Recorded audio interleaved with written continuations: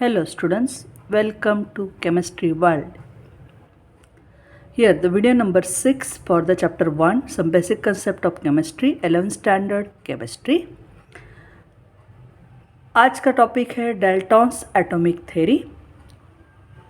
इस टॉपिक में हम देखेंगे कि भाई डाल्टन्स ने जो थ्योरी दी थी एटॉमिक की, उसमें कुछ थ्योरेटिकल जस्टिफिकेशन दिया था उसने लॉ ऑफ केमिकल कॉम्बिनेशन के लिए कि भाई लॉ ऑफ केमिकल कॉम्बिनेशन का क्या जस्टिफिकेशन हो सकता है। तो कुछ डाल्टन ने पोस्टुलेट दिए थे इसके बारे में। तो पहला पोस्टुलेट है डाल्टन्स एटॉमिक थ्योरी का, matter consist of individual extremely small atoms. Matter जो होता है वो बिल्कुल बहुत ही एक्सट्रीमली स्मॉल ऐसे इंडिविजुअल एटम से बना होता है। Atoms of the elements are identical in all respect.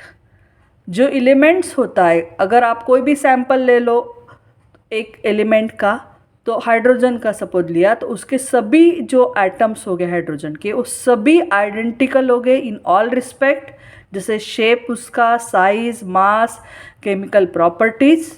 इन सभी चारों जो दिए हैं आपको यहाँ पे, इन सभी में मास, वॉल्यूम, शेप, उसका साइज़, केमिकल प्रॉपर्टीज, इन सभी में एक एलिमेंट के जितने भी एटम्स हो गए सब सेम हो गए। लेकिन उसी तरह से अगर मैं अलग डिफरेंट एलिमेंट्स के एटम लेती हूँ तो they are different in all above respect. Suppose मैंने हाइड्रोजन लिया और दूसरा ऑक्सीजन लिया, ये दो एलिमेंट लिया, तो हाइड्रोजन के एटम्स जो हो गए और ऑक्सीजन के जो एटम हो गए, ये दोनों एटम डिफरेंट एलिमेंट्स के हैं, तो नेचुरली उनकी प्रॉपर्टीज़ भी अलग आएगी, साइज़ भी अलग आएगा, मास भी अलग आएगा, शेप भी अलग आएगा। तो atoms of the same element are identical in all respect, while atoms of different elements are different in all respect, right? तो थर्ड पोस्टुलेट था उनका, compounds are formed when atoms of different combine in a fixed ratio। compounds बनते हैं जब atom of different elements, जैसे अलग अलग elements के एटम होते हैं, combine in a fix ratio. जो डिफरेंट एलिमेंट्स के एटम होते हैं और जब आपके कंबाइन होते एक फिक्स रेशो में, तब कंपाउंड्स बनता है। मैं अब इसका एक एग्जांपल दे दूँ, सपोज वाटर ले लेते हैं हम, तो वाटर कंपाउंड बनेगा जब दो हाइड्रोजन एटम बराबर है हाइड्रोजन एलिमेंट का और एक ऑक्सीजन एटम ऑक्सीजन एलिमेंट का 2:1 प्रोपोर्शन में कंबाइन हो गए एक दूसरे को, तब आपका वाटर कंपाउंड बनेगा। सो कंपाउंड कब बनते हैं? जब एटम डिफरेंट एलिमेंट के कंबाइन हो गए in a fix ratio. Chemical reactions involve, जो केमिकल रिएक्शन होती है, it involve only combination, separation और रीअरेंजमेंट ऑफ एटम। ऐसा डाल्टन का मानना था कि जो केमिकल रिएक्शन होती है, किसे केमिकल रिएक्शन बोला जाता है?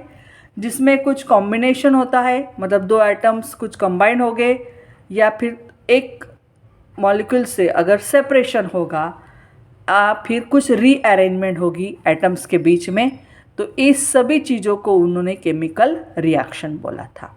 तो इसे उन्होंने यहाँ पे लगभग 4 जैसे उन्होंने पोस्टुलेट दिए हैं जो डाल्टन्स की एटॉमिक थ्योरी के हैं। मतलब उस पर उन्होंने सबसे पहले तो बोला कि मैटर में सबसे छोटा जो इंडिविजुअल पार्ट आएगा वो एटम, और सेम एलिमेंट के एटम सेम हो गए सभी प्रॉपर्टीज़ में, और एटम्स ऑफ डिफरेंट एलिमेंट के डिफरेंट हो गए सभी रिस्पेक्ट, जितनी भी चीज़ें होगी उसमें। और कंपाउंड आपके एटम से बनेंगे ऑफ डिफरेंट एलिमेंट का, उनका एक खास डेफिनाइट फिक्स रेशो होता है उससे।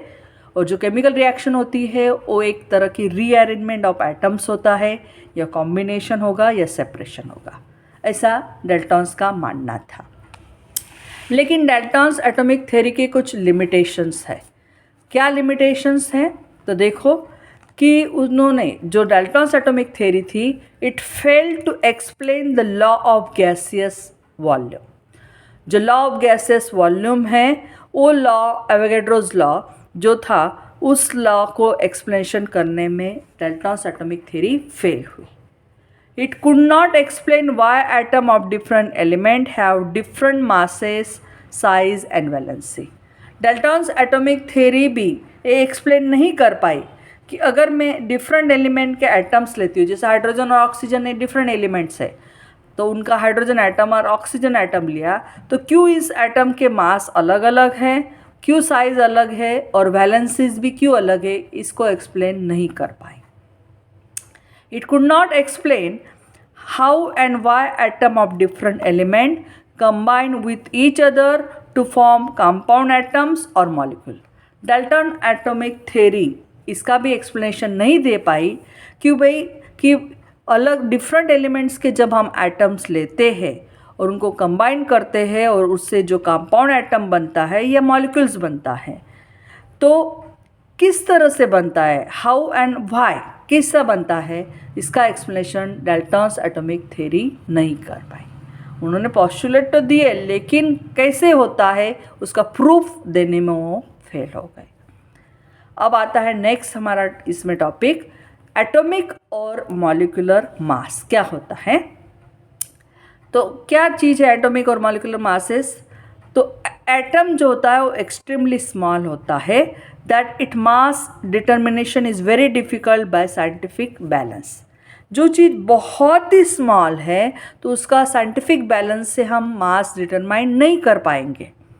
सो एक कंसेप्ट आया रिलेटिव मासेस का, that means expressing atomic masses with respect to mass of atom of standard substance.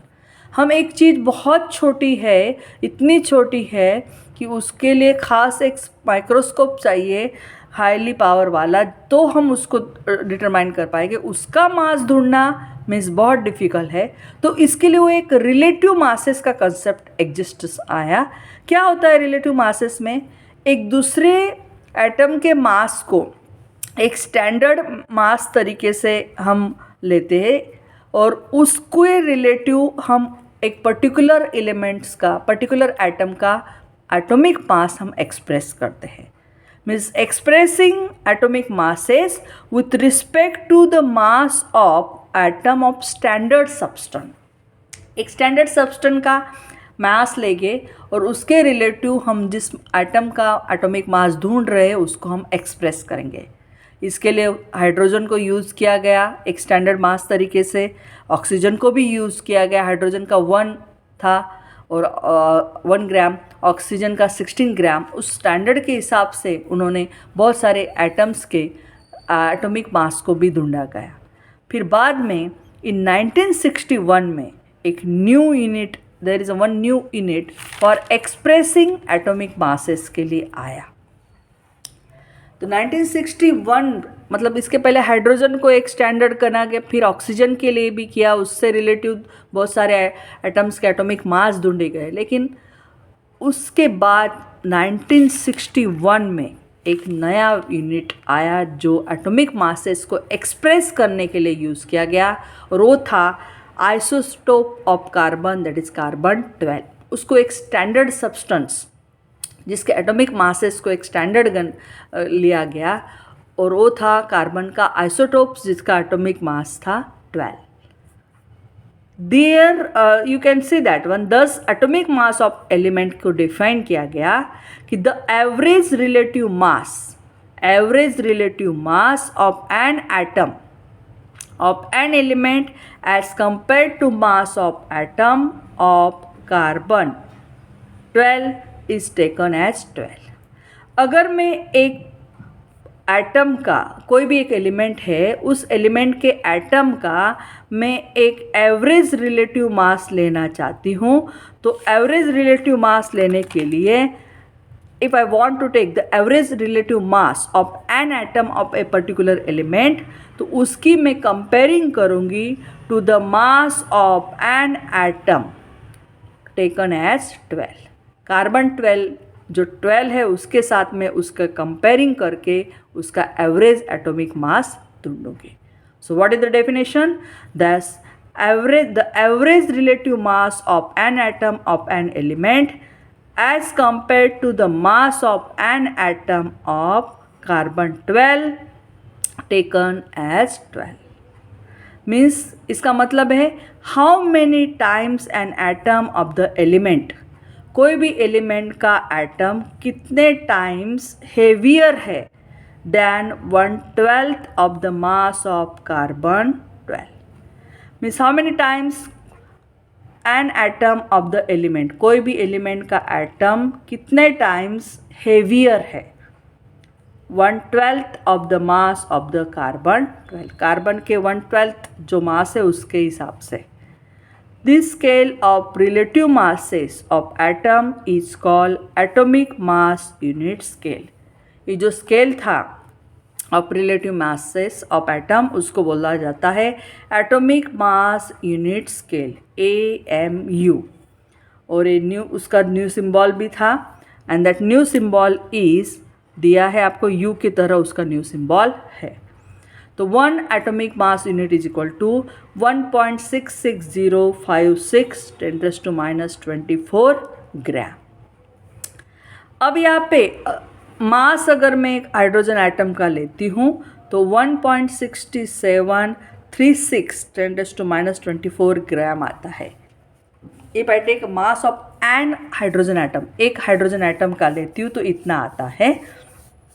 तो एटॉमिक मास यूनिट के फॉर्म में अगर मुझे हाइड्रोजन एटम का मास एक्सप्रेस करना है तो मैं उसके मास से, मतलब 1.6736 10⁻⁻24 जो एक एटम हाइड्रोजन का जो है उसका मास है, उसको डिवाइड करूँगी 1 AMU, मतलब 1.600056 10⁻⁻24 से, और मुझे आपको मिलेगा 1.008, आप बोलेंगे that is the atomic mass unit. मतलब हाइड्रोजन का अगर मुझे एटॉमिक मास एटॉमिक AMU में निकालना है तो मैं इसके 1 एटम का जो हाइड्रोजन एटम है उसका जो ग्राम में दिया है उसको डिवाइड करूँगी 1 एटॉमिक मास दैट इज़ 1.66056 10⁻⁻24 से, तो मुझे उसका जो मास मिलेगा atomic mass in the form of atomic mass unit. आज नाउअडेज अभी जो है atomic masses have been determine accurately determine करने के लिए खास हमारे पास इंस्ट्रूमेंट है मास स्पेक्ट्रोमीटर, जिसकी सहायता से एटॉमिक मास यूनिट ढूंढा जाता है। एवरेज एटॉमिक मास किसे बोलते हैं? मेजॉरिटी ऑफ द एलिमेंट्स जो नेचर में हैं these are find in mixture of isotopes. आज हमें बहुत सारे एलिमेंट्स जो हमारे नेचर में मिलते हैं वो आइसोटोप्स के फॉर्म में मिलते हैं। Means isotopes means they having the same atomic number but different atomic mass. जैसे हमारे पास कार्बन है, उसी तरह से क्लोरीन है, आर्गॉन है, ये बहुत सारे ऐसे एलिमेंट्स है जो अलग अलग उनके एटॉमिक मासेस है लेकिन एटॉमिक नंबर सेम है और नेचर में वो हमें मिलते हैं। तो अब ऐसे एलिमेंट्स जिनके 2 से ज़्यादा ऐसे अलग अलग आइसोटोप्स है तो फिर उसका एटॉमिक मास कैसे लेंगे? तो उसके लिए उन्होंने कंसेप्ट किया है average atomic mass. The atomic mass of such an element is the average of the atomic masses of the naturally occurring isotopes of the element taking their relative abundance. अब यहाँ पे कार्बन के 3 isotopes दिए हैं, तो मुझे अगर atomic mass निकालना है कार्बन का तो मैं कैसे निकालूंगी? इसका लूँगी, इसका 3 है मेरे पास, तो बिल्कुल सिंपल है। उन्होंने उसके लिए एक सिंपल स्टेटमेंट दिया है कि आपको एवरेज लेनी है किसकी? एटॉमिक मासेस की। कौन से? इस सभी नेचुरली ऑकरिंग जितने भी है आइसोटोप्स, और उसको किससे मल्टीप्लाई करना है? उनके एबंडेंस से।